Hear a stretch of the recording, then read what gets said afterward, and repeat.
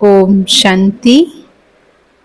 आज के बाबा के मधुर महावाक्य प्रातः मुरली बाप दादा मधुबन।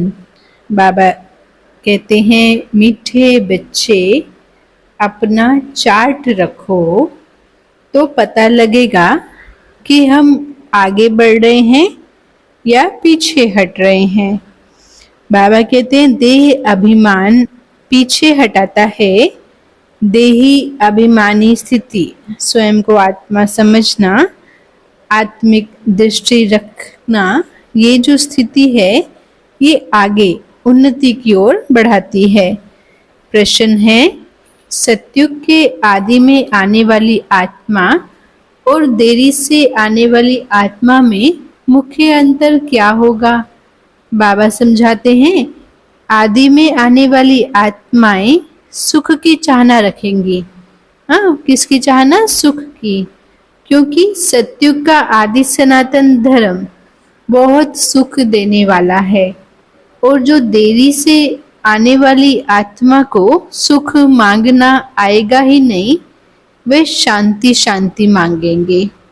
बेहद के बाप से सुख और शांति का वर्षा हर आत्मा को प्राप्त होता है। शिव बाबा बेहद का बाबा है, दाता है, सबको सुख और शांति का वर्षा देते हैं। ओम शांति। भगवानुवाच है, जब भगवानुवाच कहा जाता है तो बच्चों को श्री कृष्ण बुद्धि में नहीं आता है। कौन आता है? निराकार। बुद्धि में शिव बाबा आता है। मूल बात है भगवान बाप का परिचय देना, क्योंकि बाप से हमको वर्षा मिलता है शिव बाबा से। तुम ऐसे तो नहीं कहेंगे कि हम शिव बाबा के फॉलोअर्स हैं, नहीं, हम हैं शिव बाबा के बच्चे। हमेशा अपने को बच्चे समझो और कोई को ये पता नहीं है कि वह बाप, टीचर, गुरु भी है। तुम बच्चों में भी बहुत हैं जो भूल जाते हैं। बाबा कहते ये याद रहे तो भी अहो सौभाग्य है। बाबा को भूल जाते हैं तो फिर लौकिक देह के संबंध याद आते हैं। वास्तव में बाबा कहते हैं, तुम्हारी बुद्धि से और सब निकल जाना चाहिए, एक शिव बाबा की याद रहे। तुम कहते हो तवेम माता छ पिता तवेम। अगर दूसरा कोई याद आता है तो ऐसा नहीं कहेंगे कि सदगति में जा रहे हैं। एक शिव बाबा की याद से ही हमको सदगति मिलती है। देह अभिमान में आते हैं तो फिर दुर्गति होती है। देही अभिमानी होंगे तो फिर सदगति होती है। बाबा कहते हैं, कभी नीचे कभी ऊपर चढ़ते उतरते रहते हैं, कभी आगे बढ़ते हैं, कभी पीछे हटते हैं। देह अभिमान में तो बहुत आते हैं। इसीलिए बाबा हमेशा कहते हैं, बच्चे अपना चार्ट रखो तो तुमको पता पड़ता रहे हम आगे बढ़ते हैं अथवा पीछे हटते हैं। सारा मदार याद पर है, नीचे ऊपर होते ही रहते हैं। बच्चे जब चलते चलते थक जाते हैं फिर रडनिया, दुखी होते हैं, चिल्लाते हैं। बाबा ये होता है, थकने से याद भूल जाती है। देह अभिमान में आने से पीछे हट जाते हैं। कुछ ना कुछ पाप करते हैं तो बोझ चढ़ता जाता है। सारा मदार किस पे है? बाबा की याद पे। यात्रा कर रहे हैं ना, तो इस यात्रा पर हम जितना बाबा की याद में रहते हैं ना, उतना हमारा जीवन सुख शांति से, धारणाओं से मजबूत हो जाता है।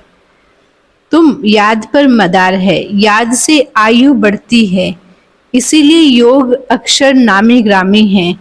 ज्ञान की तो बहुत सहज सब्जेक्ट है। बहुत हैं जिनको ज्ञान भी नहीं है तो योग भी नहीं है। इससे नुकसान बहुत होता है। अगर हमारे जीवन में ज्ञान योग नहीं है तो फिर क्या है? बुद्धि खाली तो नहीं रहती है। तो बाबा कहते उल्टा सुल्टा रहने से नुकसान बहुत होता है, बहुतों से मेहनत होती नहीं है। श्री बाबा को याद करें, अपने को सुधारें, ये मेहनत। पढ़ाई में तो फिर नंबरवार होते ही हैं। पढ़ाई से समझा जाता है ना ये कहाँ तक और किसकी कितनी सर्विस करते हैं। सबको शिव बाबा का परिचय देना है। हाँ, हमारा को जो बाबा का संदेश मिला हमें सबको देना है। तुम तो जानते हो बेहद का वर्षा एक ही बेहद के बाप से मिलता है। मुख्य है माता पिता और तुम बच्चे। यह हुआ ईश्वरीय कुटुंब। और कोई की बुद्धि में यह नहीं होगा कि हम शिव बाबा की संतान हैं, उनसे ही हमको वर्षा लेना है। एक बाप को ही याद करना है, वह भी निराकार शिव बाबा। परिचय ही ऐसे दो। हाँ, शिव बाबा कौन है? निराकार, लाइट हैं, उनको याद करना है। शिव बाबा तो है बेहद का बाप, सर्व आत्माओं का पिता। उनको सर्वव्यापी कैसे कह सकेंगे? बाबा कहते हैं भला उनसे वर्षा कैसे पाएंगे, पावन कैसे बनेंगे? बन ही नहीं सकेंगे। हाँ, जब तक बाबा को ना जाने, हाँ, बाबा का ज्ञान सही समझ नहीं लेंगे तो पावन कैसे बनेंगे? बाबा घड़ी घड़ी कहते हैं मन मना भव, क्या मुझे याद करो। हाँ, मन को बार बार याद दिलाओ, शिव बाबा को याद करो। ये कोई भी जानते नहीं है। श्री कृष्ण को भी वास्तव में सब तो नहीं जानते हैं। वो मोर मुकुटधारी यहाँ पे कैसे आएंगे? कलयुग में थोड़ी आएंगे, क्योंकि पवित्र आत्मा, देवात्मा कलयुग में जन्म नहीं लेती है। ये है बहुत ऊंचा ज्ञान, मनुष्य से देव पद पाने का ये ज्ञान है। ऊंचे ज्ञान में जरूर थोड़ी सी तो डिफिकल्टी भी होती है, सहज नाम भी है। बाबा से वर्षा लेना तो सहज है। हाँ, माँ बाप जो कमाते हैं वो बच्चों को देते हैं, तो वो लेना तो सहज है। बच्चे डिफिकल्टी क्यों समझते हैं? क्योंकि बाप को याद नहीं करते। हाँ, माँ बाप से कनेक्शन नहीं रखेंगे तो कैसे मिलेगा वर्षा? तो डिफिकल्ट कब होता है? जब शिव बाबा को हम याद नहीं करते हैं। बाबा ने बच्चों को दुर्गति और सदगति का रहस्य भी समझाया है। इस समय सब मनुष्य दुर्गति में जाते हैं। मनुष्यों की बुद्धि अभी भ्रष्ट होने से वो दुर्गति के रास्ते पे हैं। मनुष्य की मत तुमको दुर्गति में लेकर जाती है, वो सदगति नहीं करती है।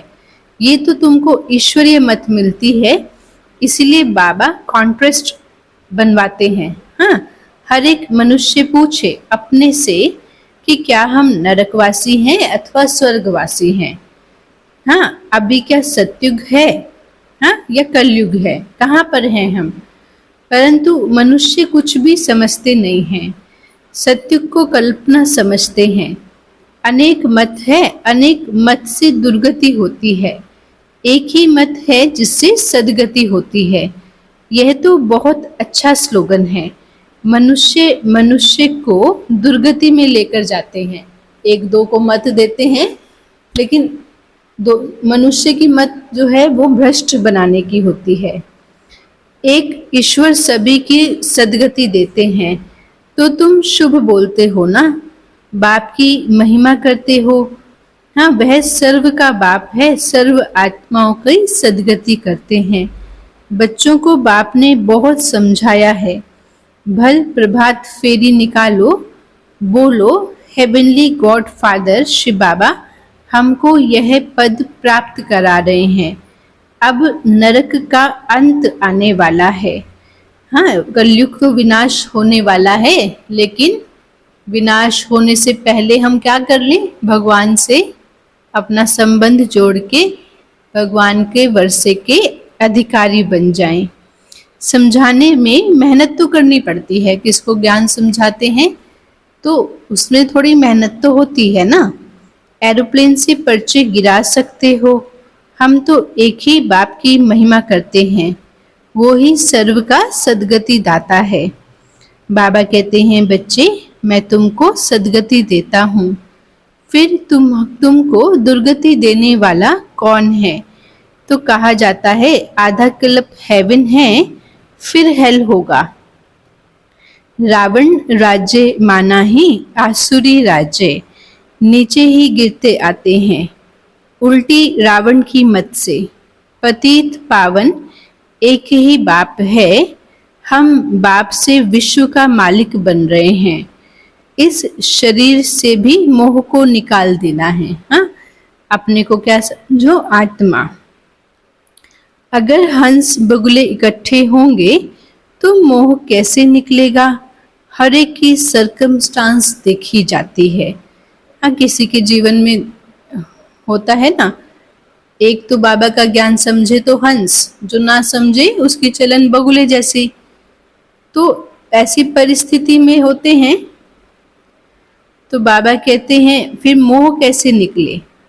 हिम्मत है, अपना शरीर निर्वाह आप ही कर सकते हो, तो फिर ज्यादा झंझट में क्यों फंसते हो?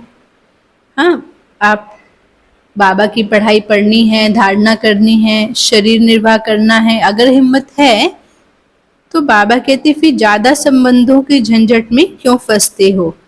पेट तो बहुत नहीं खाता है, बस 2 रोटी खाओ और कोई चिंता तो नहीं है।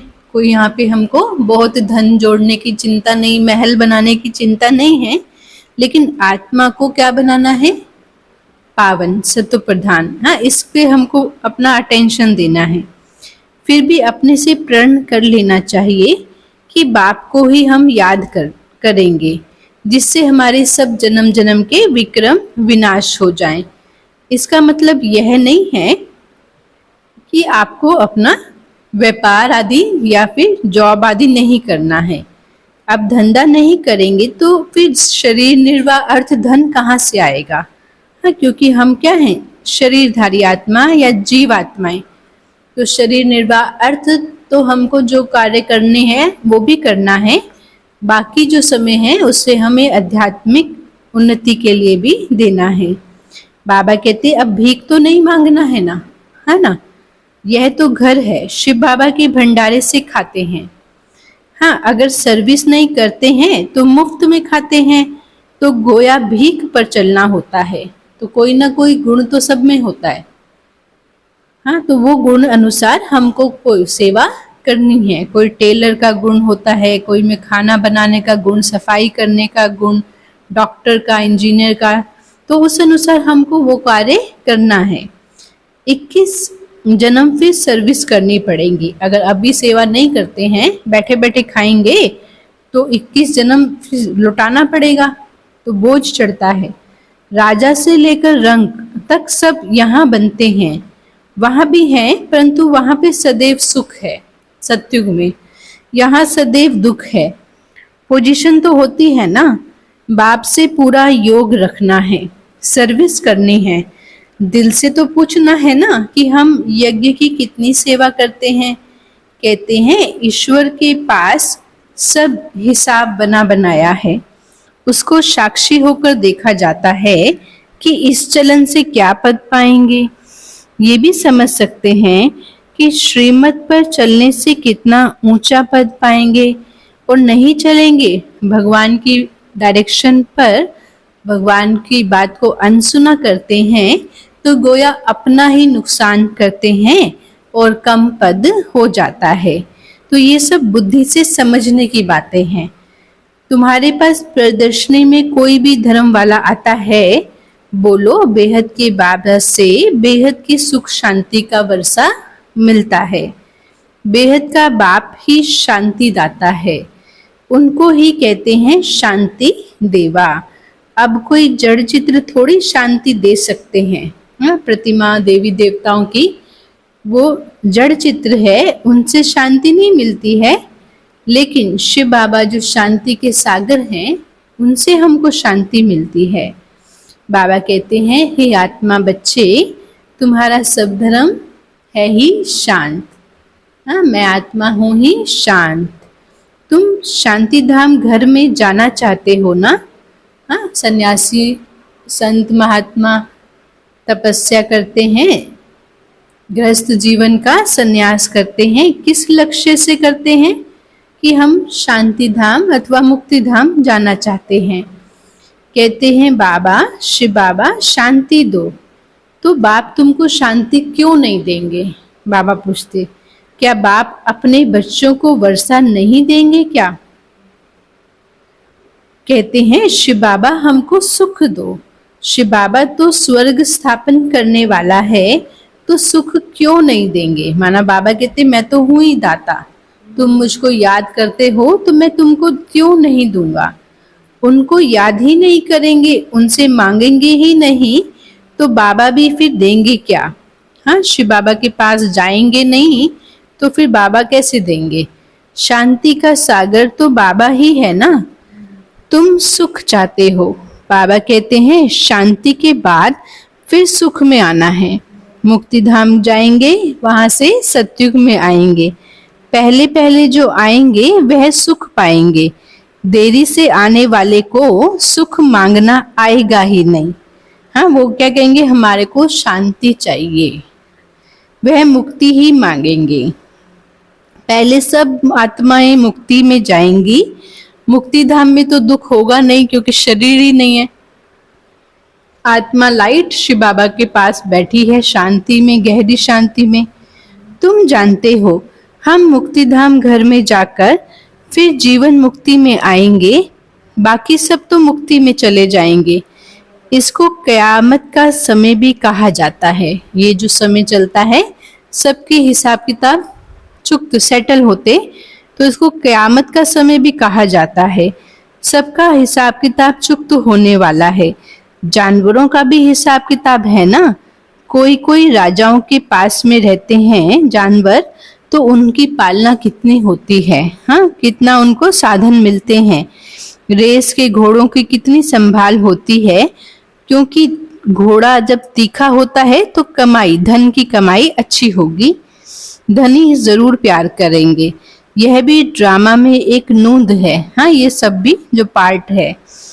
सतयुग में यह सब नहीं होता है। ये रेस आदि तो बाद में शुरू हुई है। ये सारा बना बनाया एक खेल है।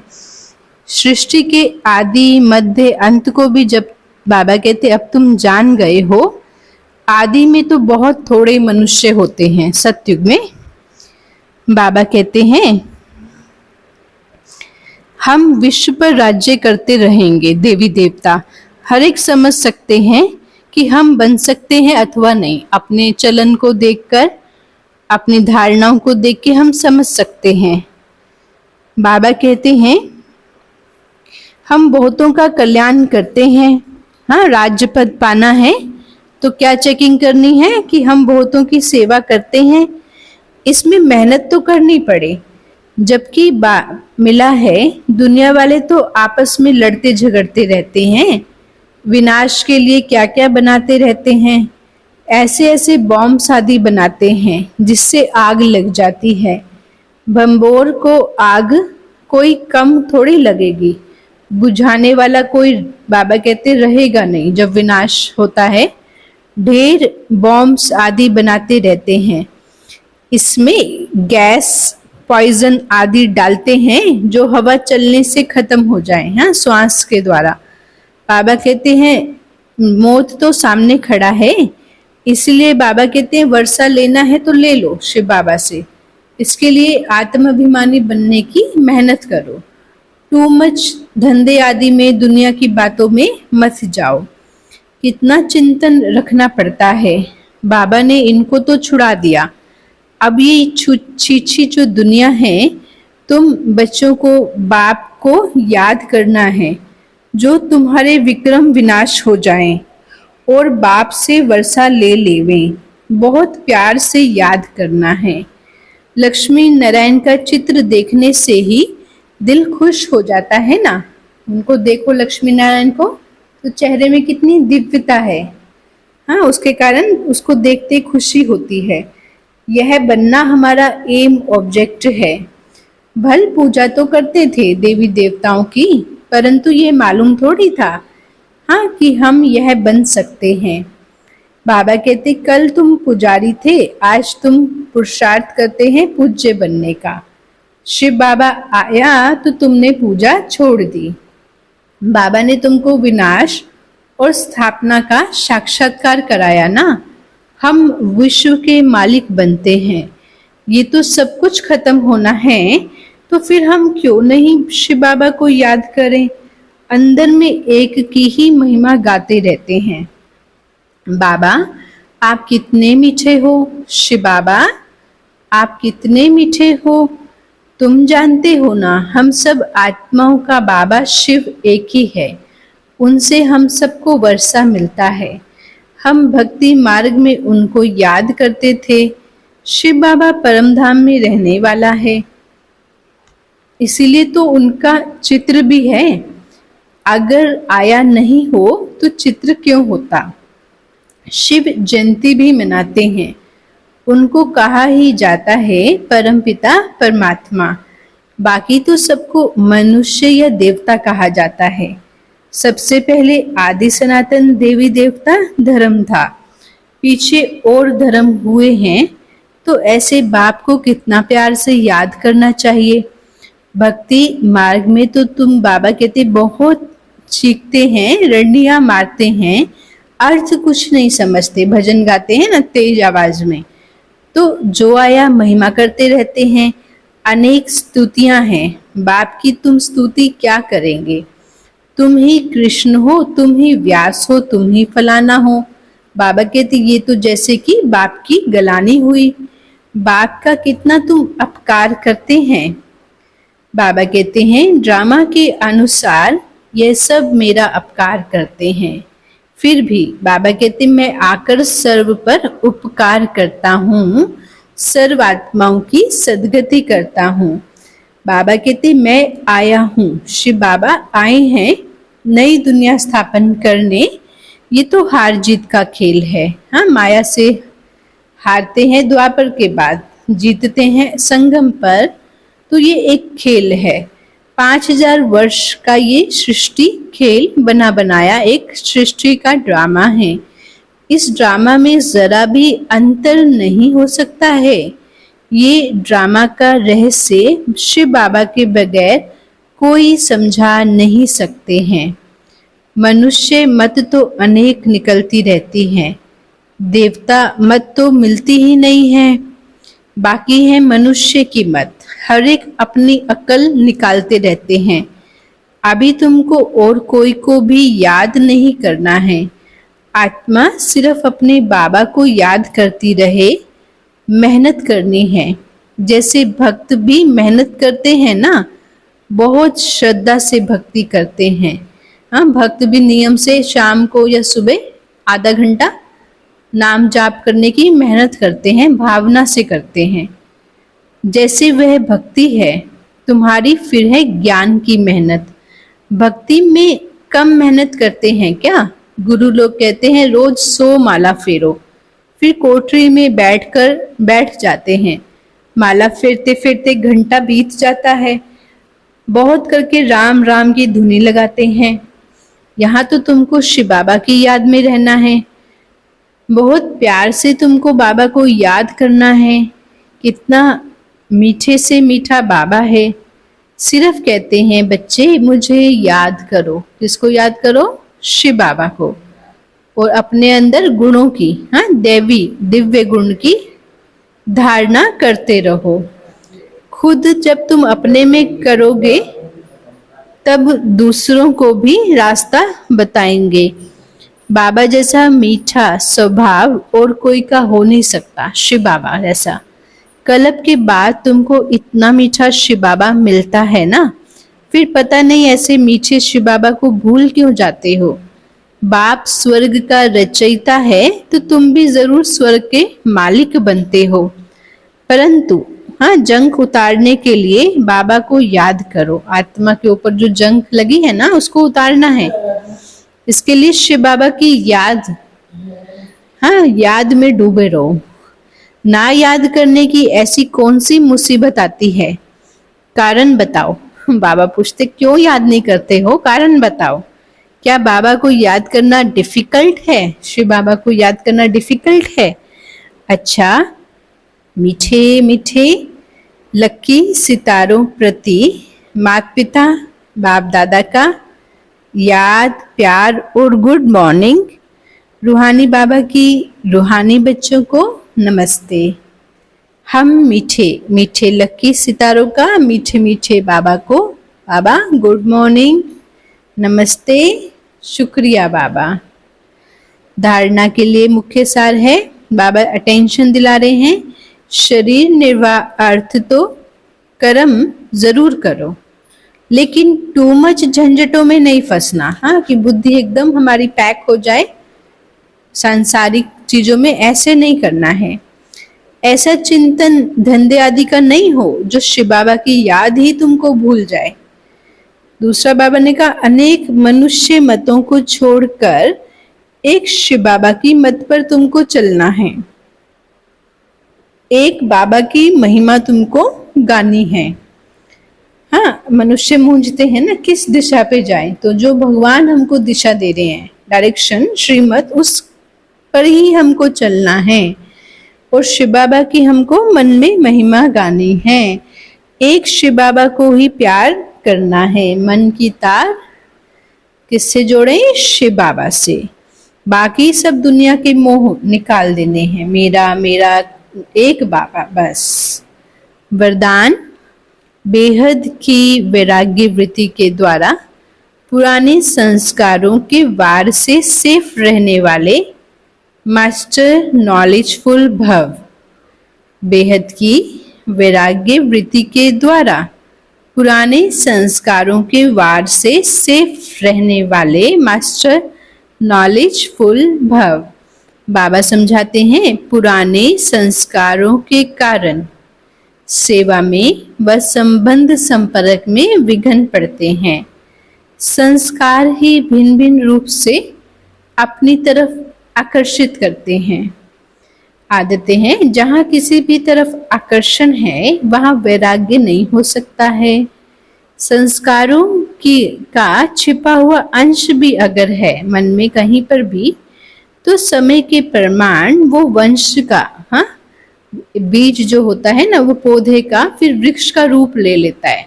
तो बाबा कहते हैं, अंदर कोई भी बुराई अगर छिपी हुई बीज भी उसका रह गया तो वो भी पानी, हाँ, माना संग ऐसा मिलेगा, संग दोष मिलता है, तो वो भी समय प्रमाण एक वृक्ष का या पौधे का या वंश का रूप ले लेता है। तो वो परवश परिस्थितियों के वशीभूत कर देता है।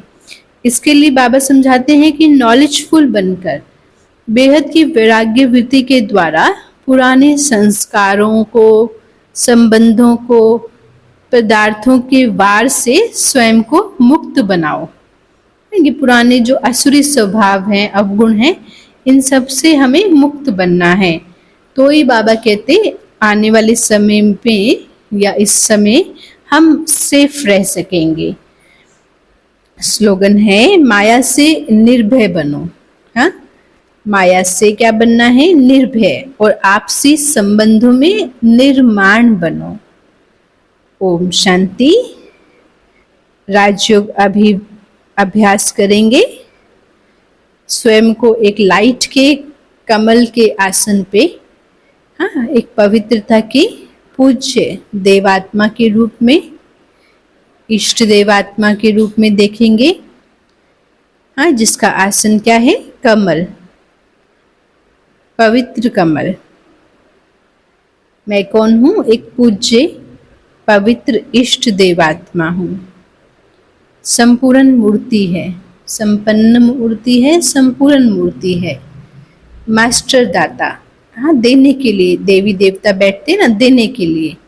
तो अपने को उसे संपूर्ण रूप में देखें कि कमल आसन पे बैठी ताजधारी, पवित्रता का भी ताज, विश्व कल्याण का भी ताज।